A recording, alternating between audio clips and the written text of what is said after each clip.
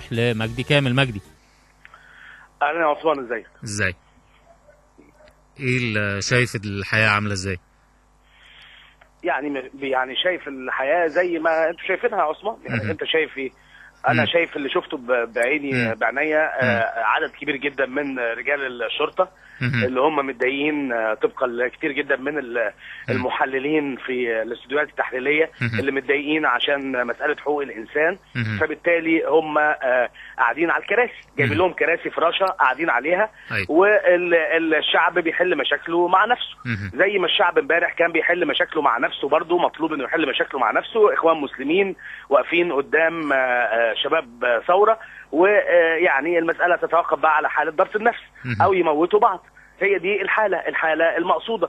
اشوف الحاله باختصار شديد انه بيبان اتفتحت قدامي بعد نهايه المباراه، وناس انطلقت في ارضيه الملعب، وناس انطلقت الى مدرج الاهلي. في حاله انا نفسي، لو انت كمان بتشجع كوره من زمان يا عثمان وعارف طبعا انه مش من الطبيعي فرقه كسبانه 3-1 ومنتهي المباراه بفوز فرقه 3-1 انها وجماهيرها بدل ما تحتفل بفوزها تنزل تطارد الفريق المهزوم وتضرب جماهيره. هل ده منطقي؟ صحيح. لا طبعا خالص. طبعا غير منطقي. وعمره ما حصل. قدامي حاله، لو الناس لسه عايزه تتعامل وتعمل نفسها مش واخده بالها، قدامي حاله من حالات نوع من انواع فوضى محسوبه ومعروفه ومحدده في مباراه ما حضرهاش محافظ البلد. كان ممكن جدا مدير الامن والمسؤول عن الامن في البلد دي يا عثمان من البدايه يقول انا مش هستقبل التراس ومش هستقبل جماهير الاهلي، او مش هعمل المباراه كلها على ارض ملعبي، او مش هعمل المباراه،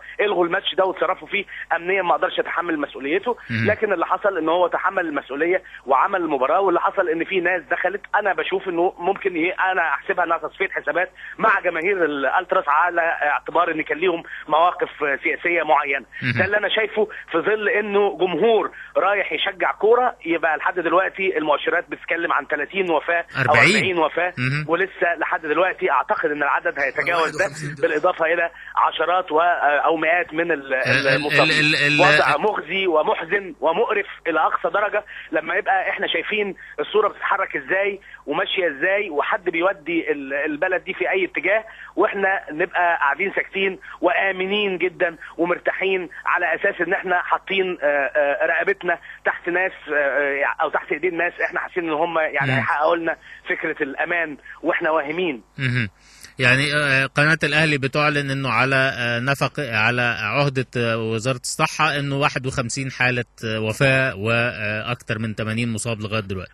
مجزرة لن تنتهي أثرها بسهولة يا عثمان. خلينا نعرف، كلنا عارفين يعني إيه النادي الأهلي، ويعني إيه جماهير الأهلي أو جماهير الزمالك، أو يعني إيه الناس، يعني إيه شباب ماتوا بالشكل ده، يعني إيه محافظة مع بلد كاملة اسمها بورسعيد مع جماهير أهلي. ده طار، ده كارثة، دي بداية حرب أهلية زي بداية الحرب الأهلية اللي كان مفروض إنها تحصل امبارح بوضع شعب قدام شعب. وكل ده ليه؟ عشان مش عايزين نتحرك الى المربع رقم 2 او المربع رقم 3. مطلوب ان احنا نفضل في المربع رقم 1 او نرجع للمربع رقم 0 يا عثمان. واي حد فاهم غير كده يبقى واهم، وهي دي الحقيقه اللي انت عارفها وانا عارفها وكلنا عارفينها وبنضحك على نفسنا. ده صحيح. انا معاك، وانا يمكن لسه كنت بقول الكلام ده من شويه انه ارجوكم خلاص نتفق نرجع للمربع رقم 0. لو لازم الامر عشان نحقن دم المصريين نرجع للمربع رقم 0. مرحبا بحسني مبارك وعودته ويبقى موجود ونحل المشكله دي. يعني انا هنفضل نلف وندور حواليها لامتى يا عثمان؟ صحيح. يعني مرحبا بالعوده الى المربع رقم 0 اللي هو ترجع ريما لعادتها القديمه ونطالب بانه طب ممكن ناخد اللي كنا واخدينه قبل كده، ممكن نرجع تاني للمربع رقم 0 لو هو ده اللي هيحقن الدماء، ولو احنا ممنوع ان احنا نتحرك للمربع رقم 2. صحيح. انا طبعا معاك. هي نبقى الحل ان احنا نجيب حسني مبارك وهو حبيب العدلي، الحمد لله لسه ما ماتوش موجودين. هي دي، ما هو ما فيش حاجه ثانيه، هي صحيح. دي اللغه. يعني هو ده المطلوب اللي انا عمال اسمعه، انه ادي خلي حقوق الانسان. ما الشرطه ما تقدرش تعمل حاجه عشان حقوق الانسان. ما هو ما بترجعوا تقولوا ان هم فالشرطه لازم تبقى موقفها كده.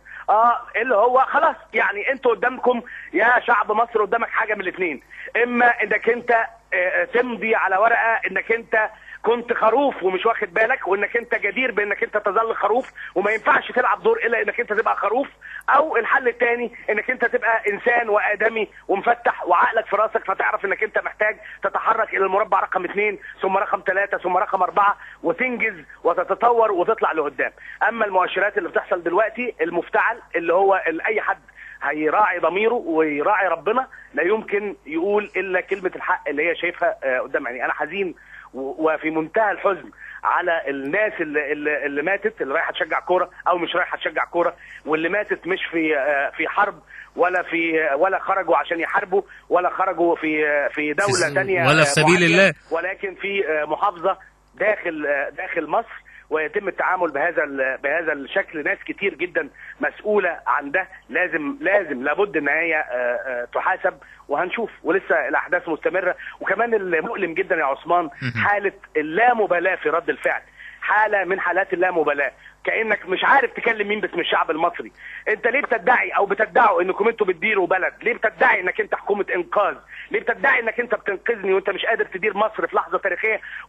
والناس بتدور حتى على القنوات وفي كل مكان على حد يطلع يتكلم باسم الشعب المصري، يطمن الناس، يقول لناس اهاليها موجوده وبتتابع ولادها ومش عارفه مين اللي مات ومين اللي ما ماتش. ما حدش يقول احنا بنعمل او هنعمل كذا او هنسوي كذا، وناس قافله موبايلاتها وما حدش بيرد على حد. الناس دي ايه؟ انا مش قادر افهم. وهل هم منتظرين انه النتيجه دايما في المعادله الكيميائيه هتطلع زي ما هم عايزينها، ولا ممكن تطلع مختلفه شويه حبتين ثلاثه عن اللي هم متخيلينه او عايزينه، وان المعمل ده ينفجر في وشهم هم قبل ما ينفجر في وش اي حد؟ هم مش مصدقين ده او مش فاهمين كده يا مجدي. هم فاهمين انه مش هينفجر في وشهم، انه برضه هينفجر في وش الناس. يعني شيء مؤسف. بس طبعا خلينا لو اتكلمنا بقدر من العقل خلاص نقدر نقول ان دي نهايه الدوري طبعا. العام الفاسد كان لازم قلنا من بدايه الدوري يا عثمان لو فاكر، وكان في ناس يعني بتتريق وبتطلع لسانها، وكنا بنقول انه ده ما ينفعش مع ده. اعمل بلد الاول، ما ينفعش تدخل عمال بنى مع عمال هدم. الهدد لسه ما تمش، الفساد لسه موجود، المبنى القديم المتهالك الخرابه لسه موجوده. ما ينفعش ابني فوقيها دور تاني وثالث ورابع وعاشر وابني حلم وابني مستقبل وانا الخرابه لسه ما ازلتش باقي الانقاض بتاعتها. لما تزال باقي الانقاض بتاعتها، ويبدو انه لازم عشان يحصل تحرك حتى على المستوى الضيق على المستوى الرياضي لازم ناس تموت عشان المجالس ادارات الانديه الفاسده الحراميه في مجملهم اللي جم في لحظه تاريخيه انتخبوا نفس اتحاد الكوره عشان يرتاحوا ويهنأوا بالا ويناموا مرتاحين ويناموا سعداء بعد النتيجه اللي وصلنا لها النهارده. تتبع حضرتك بقى الفساد ودور عليه من جذوره، مش هيستقيم الوضع، ومصر مش هتنام هاديه الا لما تعمل حاجه من الاثنين: اما انك تصالح الفساد وتاخده في حضنك وتستسلم له وترفع الرايه البيضاء، او انك انت تزيله من جذوره وتبني على ارضيه سليمه ونظيفه. المساله واضحه جدا، مفيش كلام تاني يتقال. شكرا يا عثمان.